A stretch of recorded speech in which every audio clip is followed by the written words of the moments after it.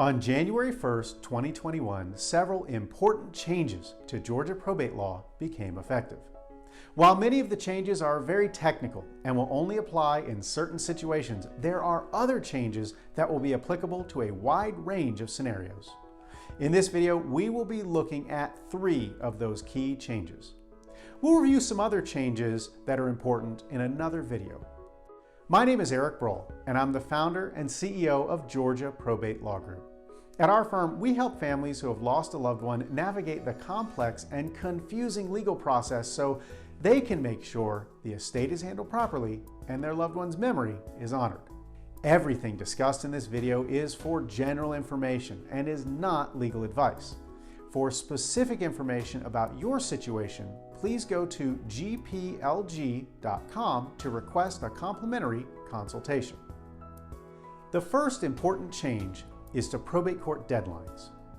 Prior to this change, many response deadlines in probate court were only 10 to 13 days. So for example, if a petition to open an estate were filed, anyone who wanted to object had to do so within a 10 to 13 day time period to file a formal objection. Under the new rules, probate court deadlines are now expanded to 30 days by default, but that time period can be shortened by the probate court judge on a case-by-case basis for good cause shown. I believe this is a good change. Having a full 30 days to respond to petitions in probate court removes the urgency of having a very short 10-day time period. It also brings the probate court rules in line with the 30-day response rules for superior courts and state courts. The second key change is that claims against an estate that arose prior to the decedent's death must now be brought against the estate within 6 years. This new rule creates a hard cutoff for creditors to pursue an estate, and it's a welcome change. It is important to note that claims that arise after the date of death are not subject to this rule. Finally, the third important change, and this is a big one, is that the probate court now has jurisdiction to hear many types of cases regarding trusts. Prior to this change, the probate court did not have any jurisdiction to hear issues involving trusts.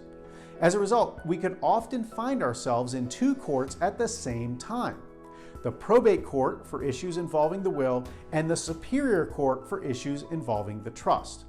Obviously, having 2 cases in 2 different courts would cause more delays and make the whole thing more expensive. This change allows the probate court to resolve both will and trust issues in the same court at the same time. This is a great change. Now, there's a few more key changes regarding wills, and we're going to cover those in another video. For more information about this and other probate topics, please go to gplg.com/handbook to download a complimentary copy of our Georgia Probate Handbook. You'll learn the key things that go wrong in an estate, how to prevent them, and what to do if they happen. As always, thank you for watching.